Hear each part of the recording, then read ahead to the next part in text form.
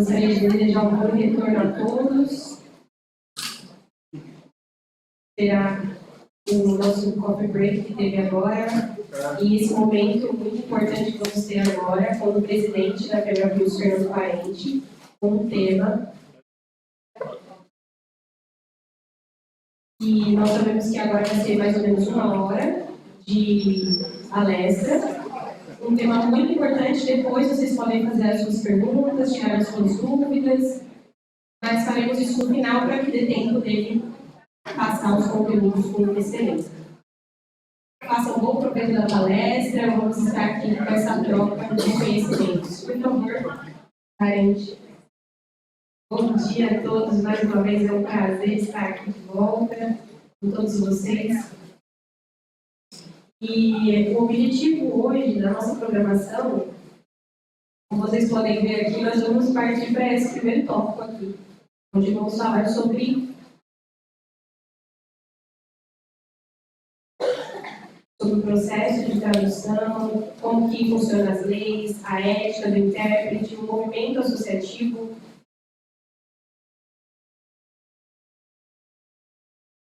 Onde tudo isso se encontra, como que a gente fala de lei, de ética, tudo isso junto, contextualizando o intérprete de línguas sinais.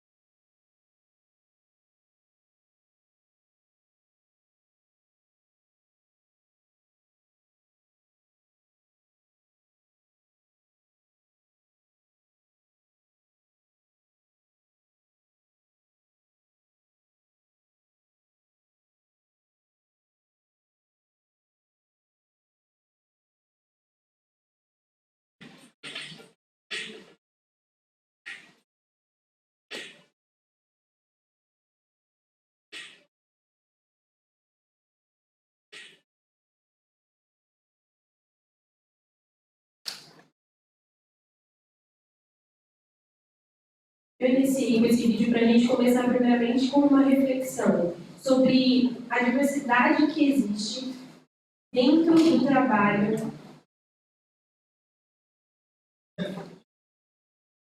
Porque às vezes a gente classifica o surdo como um estereótipo. Por exemplo, ele só pode ser isso, ele só pode ser aquilo. Mas dentro da comunidade surda, nós sabemos que existem diversas variações, e isso é muito forte. Existem diversos profissionais de diferentes áreas, diversas áreas, e que são excelentes profissionais que precisam. Qual que é a temática de hoje? Sobre o que nós vamos conversar? Bom, em primeiro lugar, nós vamos contextualizar a nossa área, sobre quem nós somos, o que nós viemos fazer aqui hoje. Também nós vamos falar sobre o que são as associações de tradutores e intérpretes de línguas sinais e sobre a ética, que podemos usar esses diversos sinais. O que é lei? O que significa movimento associativo? E como que eu combino com tudo isso? O que eu tenho a ver?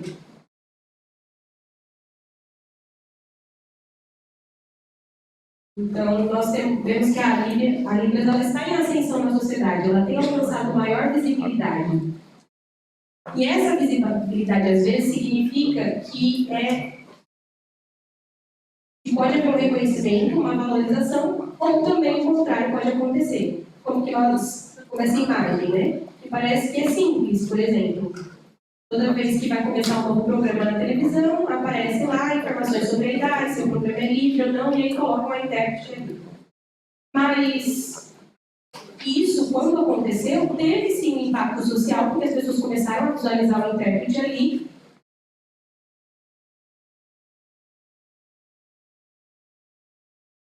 E as pessoas começaram a visualizar e ver, é um intérprete de Libras, o que significa? significa essa tela? O que ele está sinalizando? Isso se expandiu pela sociedade com um impacto positivo. Também nós podemos falar sobre as lives, os cursos de Libras que alcançaram maior visibilidade. Tudo isso são impactos positivos que a gente pode dizer que a língua de sinais trouxe. Veja só, essa minha foto é bem antiga, ela é bem jovenzinha. Mas por que eu coloquei ela aqui? Eu queria trazer essa imagem e esse relato aqui com uma visão sobre o que a sociedade tem sobre a formação, a minha formação em letras em inglês e em língua de sinais. Muitas pessoas me perguntavam assim, por que... Nunca me perguntaram, por exemplo, por que você foi atrás de aprender inglês? Mas o contrário disso aconteceu. Por que você aprendeu língua de sinais? Você tem algum familiar surdo? E eu dizia, não. Você não tem mãe, pai, ninguém na família que é surdo? Não. Minha família toda é ouvinte, eu sempre respondia. E as pessoas me questionavam, e por que você foi aprender Libras? E é interessante que eu também aprendi inglês, mas ninguém nunca me fez essa pergunta. Por quê? Sua família é americana? É de um país de fora, por isso que você foi aprender inglês? O que aconteceu?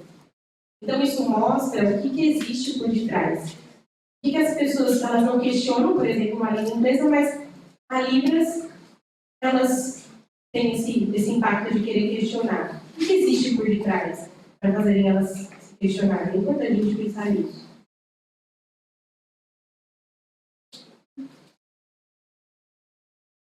Então, nesse gráfico aqui, a gente traz um histórico de formação dos tradutores e intérpretes, como que isso se sucedeu, e vai mostrar também como que essa categoria ela se uniu, como foi construída essas relações e como ela foi ascendendo ao longo dos anos.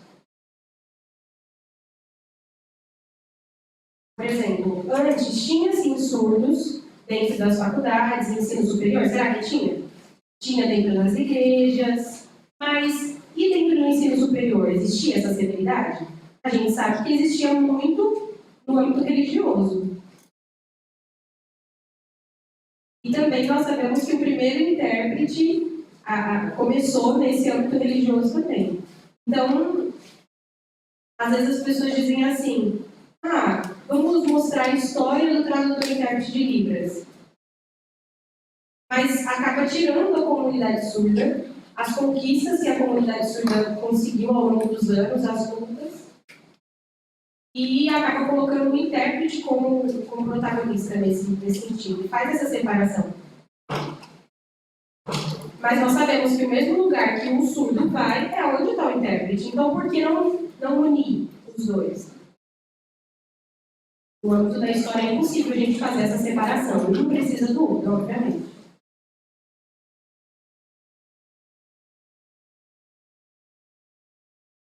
Mas falando sobre avanços e impactos positivos a título de informação, falando sobre a visibilidade, por exemplo, como que foi criado alguns eventos na área, com foco, as pesquisas. Muitas vezes parece que a área da interpretação é a mais pesquisada. Tem mais artigos, a área da Libras, oral, mais do que as traduções orais. Tem mais pesquisas de mestrado, doutorado, está mais presente na pós-graduação, e isso está em ascensão, do que as traduções de línguas orais. Também a criação de níveis superiores, de cursos de níveis superiores, a abertura de cursos de pós-graduação na área, também publicações de artigos acadêmicos, técnicos e publicações, notas, que a FEBRAPILS já publicou notas técnicas com relação ao tema, devido à demanda que existe hoje, principalmente nesse período pandêmico. A FEBRAPILS preparou várias normas técnicas que se uniam com esse tema e tinham a associação do trabalho do tradutor e intérprete de línguas de sinais e o marco. A área que a gente está falando hoje, que é da tradução e da interpretação, principalmente sinais, qual que é o marco? Da tradução para a interpretação.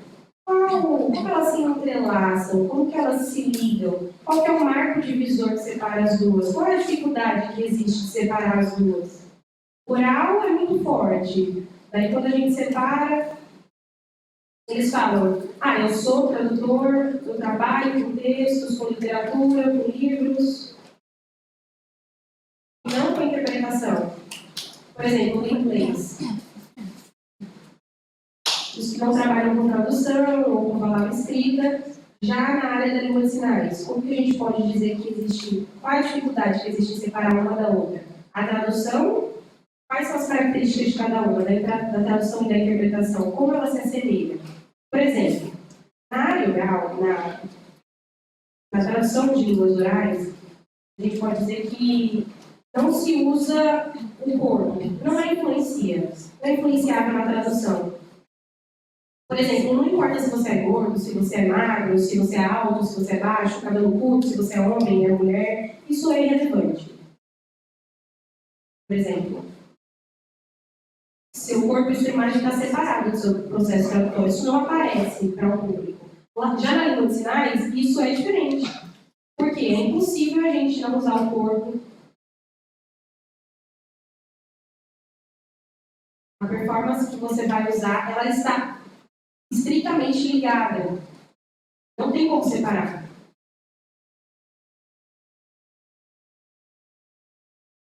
Veja só esse exemplo na área artística do teatro.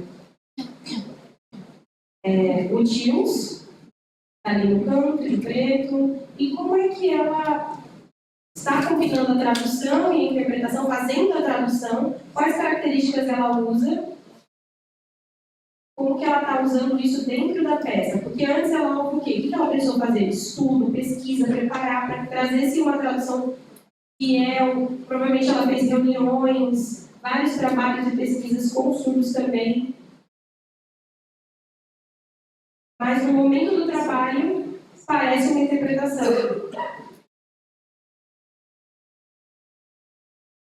Às vezes existe essa dificuldade de separar o tradutor e o que é tradução e o que é interpretação. Parece que é algo mais volátil, algo que flutua e que se separa.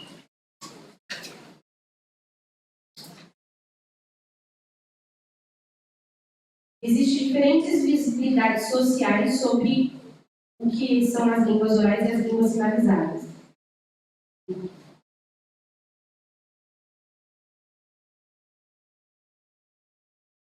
Por exemplo, são alguns temas mais prestígios, mais reconhecimentos no nível acadêmico, político, em conferências, na televisão. A gente vê que existe um prestígio social, maior valorização nessa área. Por exemplo, quando a gente fala de escola, na comunidade escolar, a sociedade, ela vê e valoriza, mas a gente sabe que é lá que é o local mais importante onde deveria existir. Mas o prestígio é bem menor, como a gente pode ver.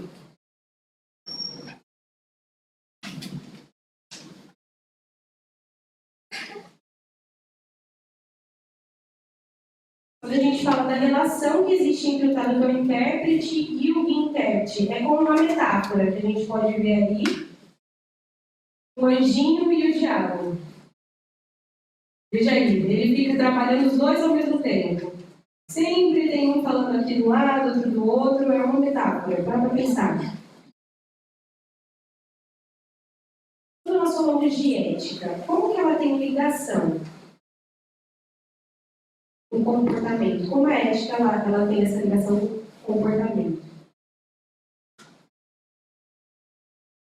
Uma pergunta que eu sempre recebo é: quem é que fiscaliza a tradução, a atuação do tradutor e intérprete? É o ASLE? É a FEBRAPIOS? Quem é que está ali monitorando? São as associações de tios que existem nos estados, os colegas, os conselhos profissionais. É importante a gente entender como é que funciona a lei. Primeiramente isso. Aqui no Brasil, como é que funciona a nossa lei com relação a isso? A principal lei que existe aqui no Brasil é a da Constituição Federal, onde lá ela manda que todas as leis, ela é a nossa carta magna, vamos dizer assim.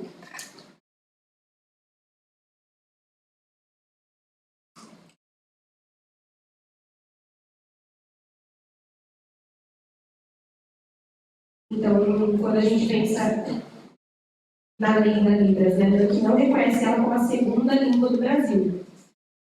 Porque se reconhecesse, provavelmente, e com certeza ela já estaria na Constituição Federal. Tem um modelo de 2021 que ele acrescenta um projeto que fala sobre a língua de sinais ser a segunda língua do Brasil. Essa seria uma emenda constitucional e nós estamos esperando para que ela seja aprovada e seria muito positivo para a nossa categoria. Abaixo da Constituição, a gente vê as leis e os decretos. As leis são mais gerais. Quando a gente fala de decreto, a gente pode detalhar mais. Por exemplo, a lei da língua de sinais. É uma página somente, com poucos artigos, opiniões, incisos. Só tem 3 parágrafos, mais ou menos. Mas quando a gente fala do decreto, ele é bem mais extenso. Ele fala sobre como é que a lei vai funcionar. Por exemplo,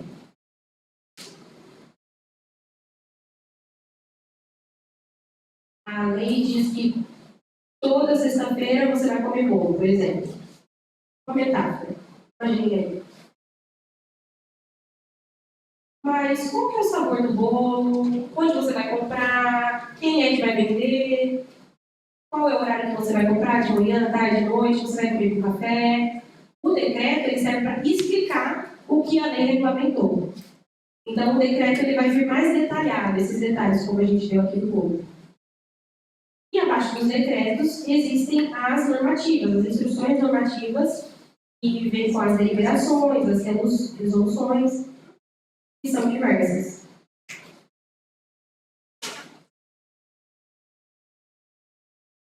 E aí muitas pessoas também me questionam como é que pode ter esse reconhecimento, essa valorização através das associações de tradutores, intérpretes e dos profissionais.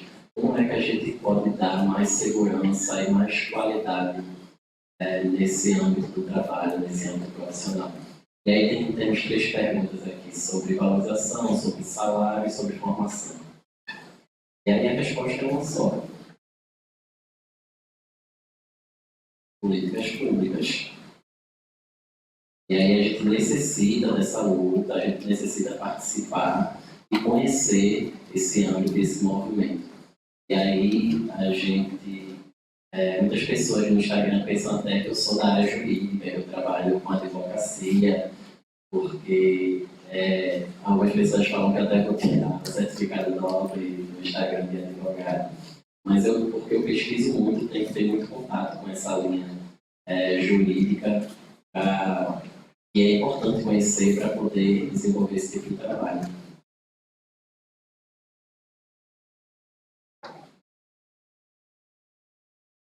Então, qual é a relação entre legislação e ética?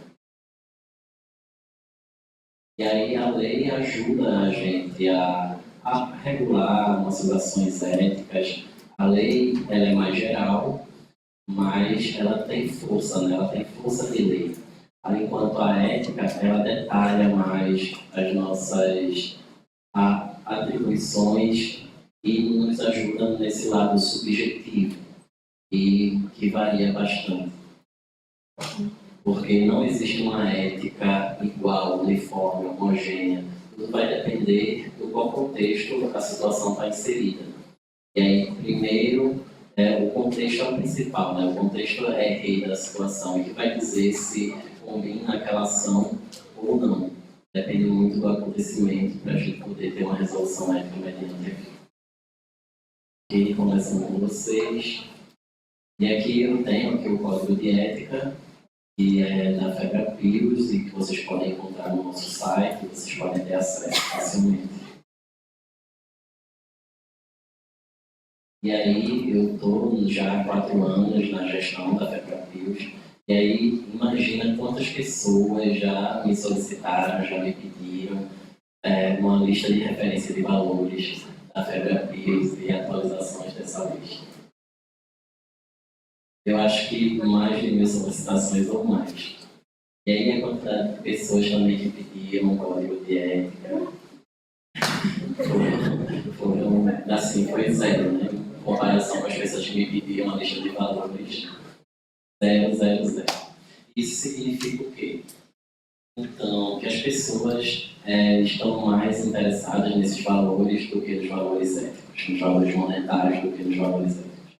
E aí a gente percebe que muitas pessoas falam, para ser profissional, tradutor, intérprete, mas aí você não tem atenção aos valores éticos, principalmente no que se refere a esse artigo que eu vou mostrar aqui para vocês.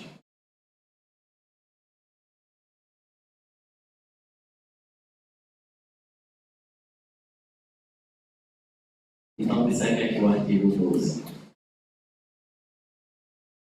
Então, o DIOS e o intérprete são responsáveis civil e penalmente por atos profissionais lesivos ao interesse do solicitante e beneficiário dos seus serviços, cometidos por imperícia, imprudência, negligência e infrações éticas. E aí, isso vai depender muito do contexto, assim, o prejuízo que isso pode acarretar. Mas aí as pessoas não têm esse tipo de conhecimento. Pensam que podem fazer de qualquer forma, mas pensar, é a minha interpretação, é o meu jeito de interpretar, eu sou assim. E não é bem assim, né? A gente precisa ter muito cuidado e muita responsabilidade com esse fazer profissional.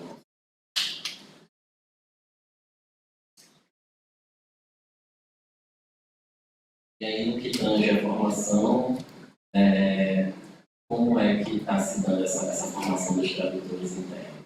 Primeiro, a gente precisa desse respeito à comunidade sul. Entender o que é o direito linguístico desse povo, dessa comunidade e a nossa relação. Precisamos ter o zelo, o respeito ao nosso nome, à nossa imagem, ao nosso sinal, né? Aquilo que nos caracteriza. Porque por anos vai ficar ali a sua reputação e você tem que ter essa imagem ilibada. Se você prejudica isso, você perde o seu. Precisa ter zelo e respeito pelos seus clientes, tanto seus clientes surdos quanto seus clientes ouvintes. Porque principalmente ao cliente que é mais vulnerável, que tem mais vulnerabilidade, que no caso é o sujeito surdo nesse contexto. E aí o tradutor intérprete ele tem que ser aliado do sujeito surdo. Ele não é representante nem a voz do surdo, como a gente costuma dizer, mas ele é um aliado. O surdo é que é protagonista nesse processo. E nós somos aliados. Mas aí a gente fala, eu tenho tanta vontade de representar, de ser representante da comunidade surda. Mas aí você estaria na profissão errada se você pensa dessa forma. Porque você quer visibilidade, quer protagonismo, mas a gente precisa pensar, talvez a pessoa que pensa assim precise repensar a sua profissão.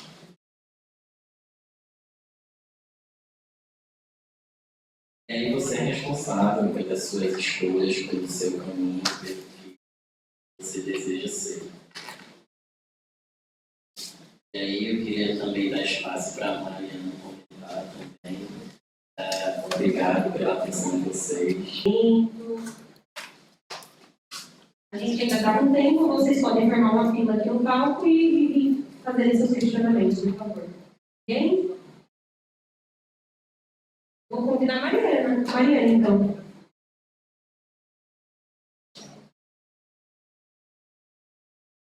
Onde você vai, Mariana? Quem mais? Thiago também. Alguém quer pode fazer a fila aqui, por favor? Ok.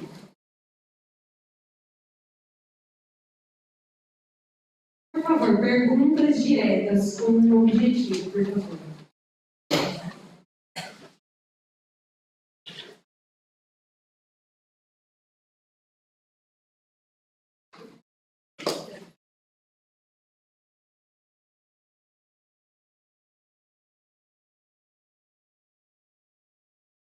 Então, eu sou o mais direta possível.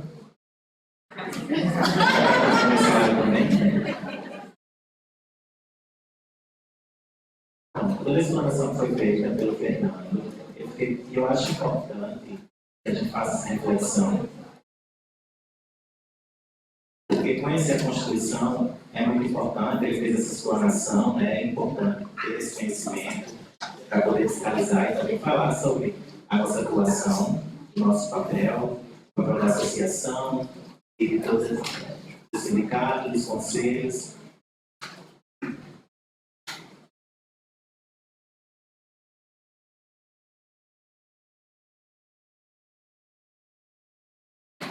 Você prefere responder um de cada vez? Sim.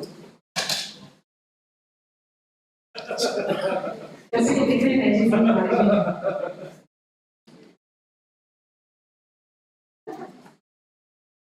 É muito importante saber que a associação ela não atua na fiscalização dos profissionais, mas ela não é neutra. Um tratado sério que tem que ter com essas situações. A gente não está ali fiscalizando cada profissional na sua conduta, na sua atuação, mas existem casos excepcionais. Por exemplo, se acontecer algo relacionado a crime, né, a gente precisa atuar. A gente não pode se colocar de maneira imparcial ali.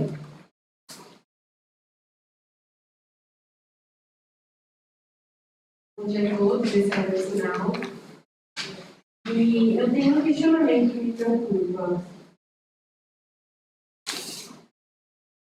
Quando a gente fala sobre texto em português, por exemplo, no Enem, quando a gente fala uma metáfora. Você falou recentemente da metáfora do bolo.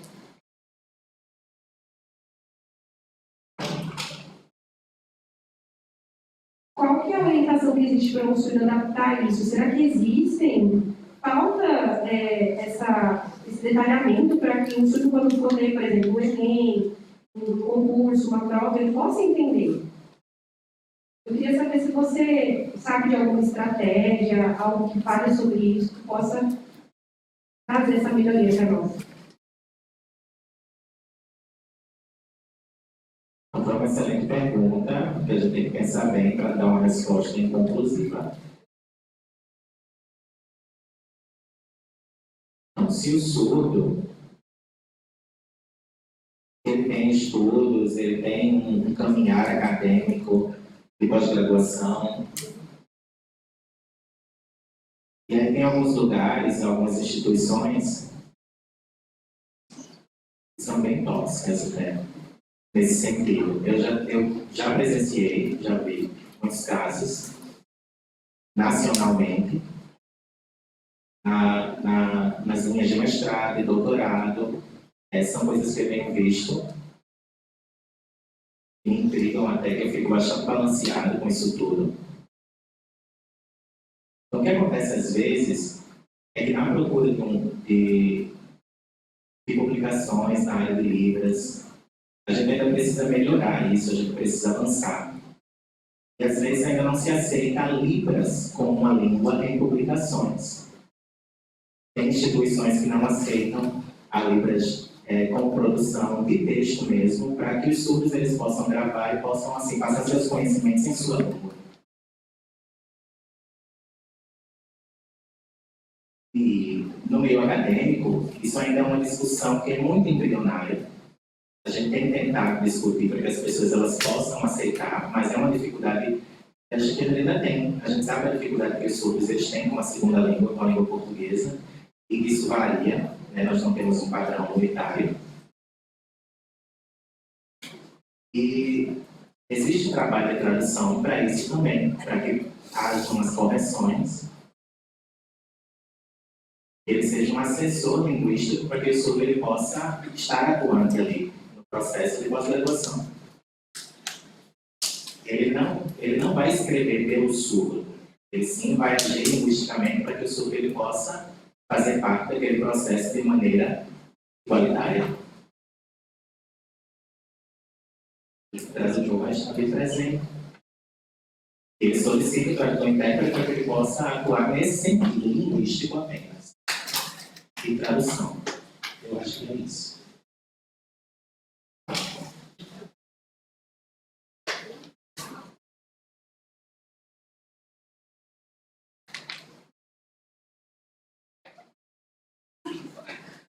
Pessoal, dá para comprar uma cerveja, professor? Às vezes. Eu sou um pouco crítico em relação à sua experiência também como docente sobre essa questão do cargo em si. Isso me incomoda, inclusive como pessoa surda, quando a gente vê essa palavra tio. Parece uma marca que qualquer pessoa pode ter, basta saber língua de sinais, que eu já sou um tio. Na prática, na realidade, isso é bem diferente, porque eu percebo que a maioria dos intérpretes, eles são mais ios, digamos assim, e esse P da letra acaba sendo desconsiderado. Isso na maioria dos programas de mestrado, de doutorado, que a gente precisa escrever dissertações e teses, um texto mais acadêmico, quando a gente viu, por exemplo, quando eu entrei no mestrado, eu senti necessidade do P ser colocado em prática do tradutor. E nesse caso, quando eu fazia solicitações, eu percebia que, na realidade, a tradução da letra não era colocada em prática.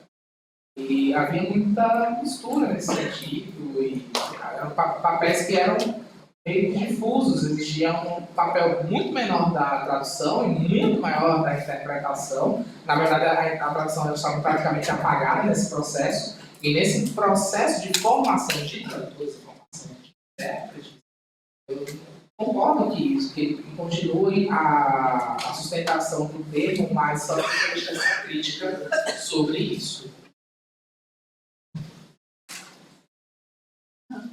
Eu concordo com a sua colocação, nesse sentido da questão da letra.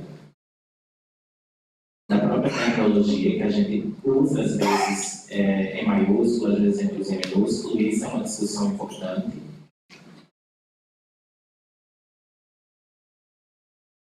E existe uma questão problemática aí com essa questão da tecnologia que a gente usa para os tradutores e intérpretes hoje.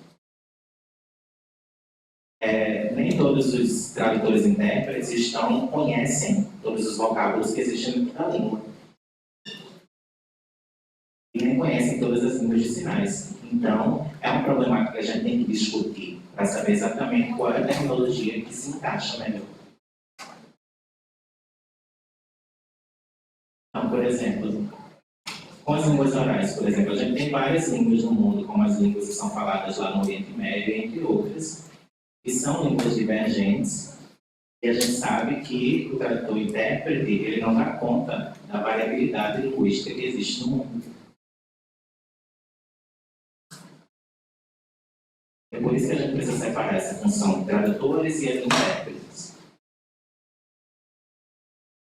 A tradução que é feita, por exemplo, na área de saúde, na área jurídica, bem como na área acadêmica, são distintas. E aí uma pessoa ela pode trabalhar numa área e ter muito mais aptidão naquela área do que em outra. Isso pode acontecer, e acontece, na verdade. Então, talvez uma resolução para essa problemática seja a criação de cursos que possam auxiliar nessas especificidades. Por exemplo, na área acadêmica, a gente precisa ver isso, né? A gente precisa dar continuidade a essas discussões. Última pergunta para fechar o nosso bloco e depois eu venho para a Maria. Tudo bem, professor? Uma dúvida que eu tenho, somente quando eu convivo com outros professores, vendo com outros professores, é uma dúvida recorrente do nosso cotidiano. Ficar aqui bem próximo. Voltando, é uma dúvida recorrente do grupo de professores que cotidianamente a gente convive e que nos angustia é sobre a questão do profissional, da ética profissional, sobretudo em concursos públicos para a aprovação de candidatos e quando esses intérpretes participam dessas seleções e não pode se traduzir toda a prova. Não se dá o direito do surdo ter acesso a toda essa tradução e isso acaba prejudicando os concursos. Na sua opinião, como se dá isso? A FEBRACUS tem alguma orientação em relação a isso? Como a gente pode resolver? Por que você não consegue, por exemplo, às vezes tem alguma palestra importante, algum comunicado da gestão e o intérprete não pode participar, não pode traduzir, ou como aconteceu um dia, por exemplo, que nós estávamos escrevendo algo que não tinha uma sinalização perfeita em ser empregada durante aquele momento, e a ideia, na verdade, é que nós professores sabemos que há uma burocratização desse processo, a gente consegue, por exemplo, retirar aquele intérprete ou repor com outro intérprete, ou transferir para uma outra escola, ou mesmo se esse intérprete for, trazer prejuízos também mal para a própria comunidade, que a ideia não é prejudicar o processo da comunidade, entende? Então, você pega aqui, isso tem alguma orientação.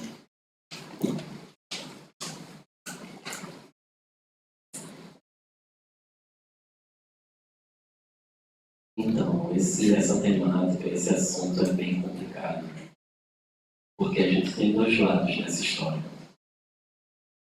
Bom, por um lado, a gente quer cada vez mais aumentar o número de vagas de trabalho e cargos para os tradutores e intérpretes do Libras.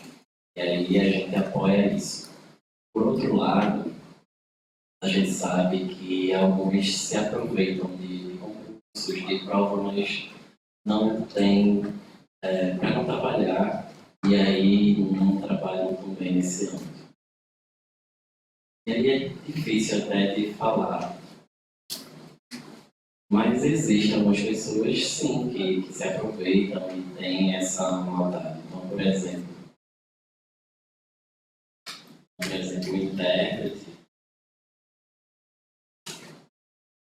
numa prova junto com um candidato surdo, ele pode ofender esse candidato nesse momento. E aí ele pegou o crachá e nesse crachá tinha que ele era intérprete federal.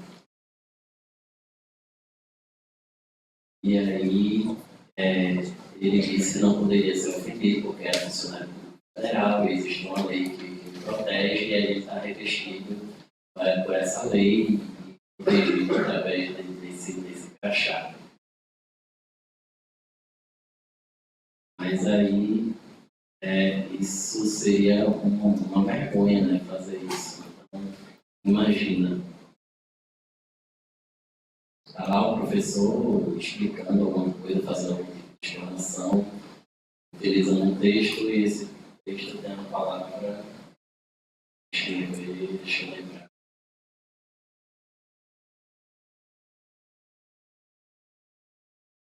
Uma palavra nova. E aí tem a palavra esnobe. E aí o surdo perguntou para o intérprete: olha, essa palavra esnobe, o que ela significa? E aí o intérprete falou: é uma pessoa igual a você.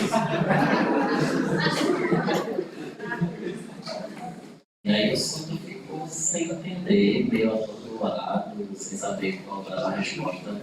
E não entendeu o significado, né, da palavra em si. Mas aí ele está revestido como um funcionário federal, revestido por uma lei. E essa história me dá até uma angústia. Então, existem sim pessoas que se aproveitam do cargo para ter condutas imorais desse tipo. Mas aí a gente precisa observar muito o contexto. E na hora a vontade que a gente tem é de expulsar esse profissional da comunidade. É uma falta de ética mesmo, assim, esse sentido. E aí não seria um ato falho, né? Seria uma falta de ética intencional. E aí, se a pessoa tem esse tipo de experiência, esse tipo de conduta no trabalho, acaba se utilizando dessa maldade, né? E aí a gente precisa, sim, retirar esse profissional da comunidade, mas aí são coisas separadas, assim, dos dois lados que a gente tem. Entender qual é essa diferença. E aí, se é uma falta de experiência, ou se é realmente uma conduta antiética intencional ou maldade. E aí, isso precisa ser registrado, precisa ter um histórico e talvez propor uma reunião para poder tomar uma atitude e, através do âmbito burocrático, ele ser exonerado do seu cargo. E às vezes as pessoas fazem coisas assim, como você falou, e muita gente fala, deixa pra lá, vamos deixar passar, mas depois, quando faz algo pior, já é tarde demais. Mas aí sim solicitam a exoneração. E uma coisa que vem de problemas há muitos anos, há muito tempo. Mas aí ele pode até questionar, cadê as provas? Onde é que está registrado? Como é que você pode provar isso? E aí isso é bem complicado. E aí isso é algo bem sensível. E a gente precisa ver se isso é por causa da experiência. E aí a gente precisa garantir essa melhoria e melhorar nesse âmbito. Mas aí desse segundo tipo que eu mencionei para vocês, que é o tipo imoral, que tem a maldade, esse tem que ser exonerado mesmo.